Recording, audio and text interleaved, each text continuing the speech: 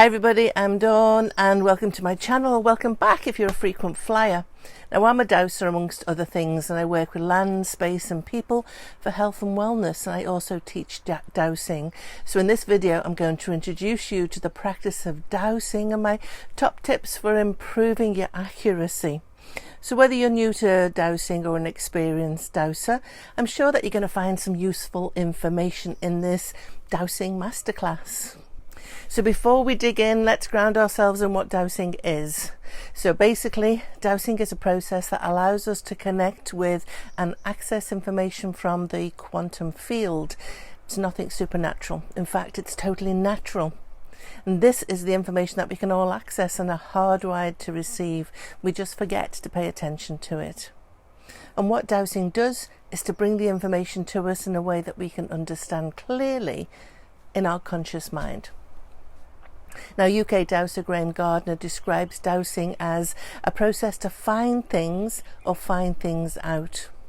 And in dowsing we use tools like a pendulum or rods or even our own body.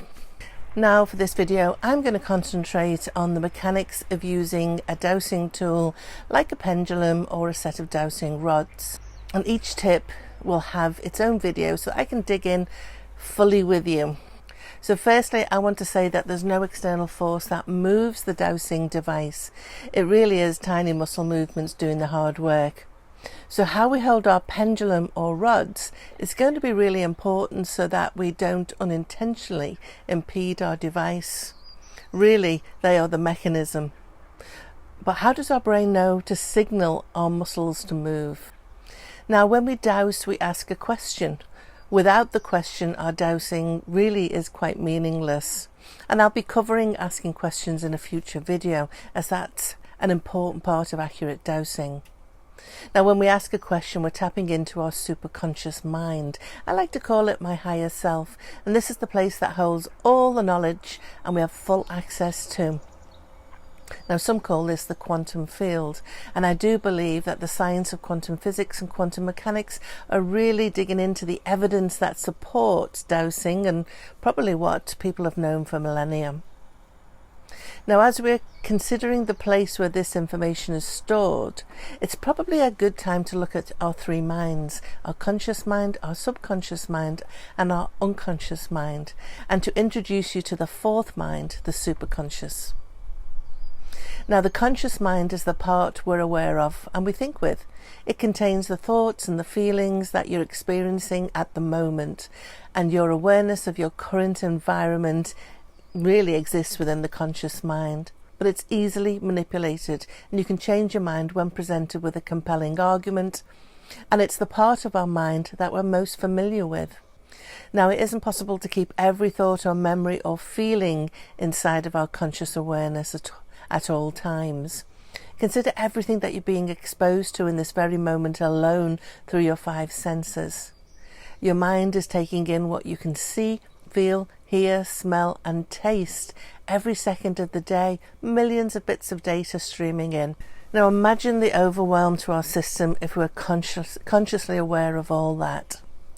A more elegant solution is to have certain information maintained in our awareness or our conscious mind, and other information remaining outside of our immediate awareness but still accessible to us. And this information is hidden from our awareness. Now, this is our subconscious mind. Its job is to sort and organize the millions of pieces of data that you've been exposed to and make it accessible should you need it. Now, however, it does act as a sort of gatekeeper between the conscious and the unconscious parts of the mind, so it only allows certain pieces of information to pass through and enter our conscious awareness. It really is a control mechanism that helps to keep certain information in the unconscious mind and out of our conscious awareness. Now, that's really helpful to stop the overwhelm, but it's not helpful when it's deciding what to filter in or out.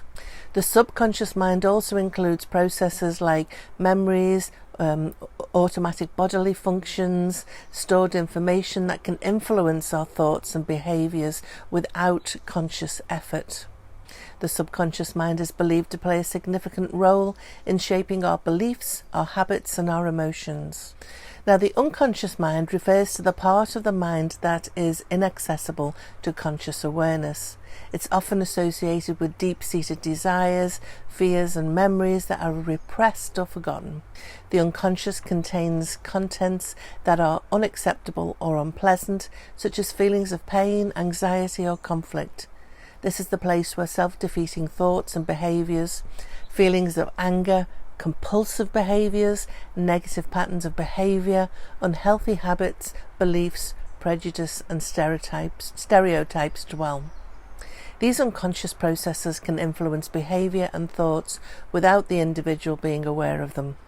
And then finally there's the superconscious mind, which really does transcend our personal consciousness, and it is the place of higher levels of awareness or enlightenment.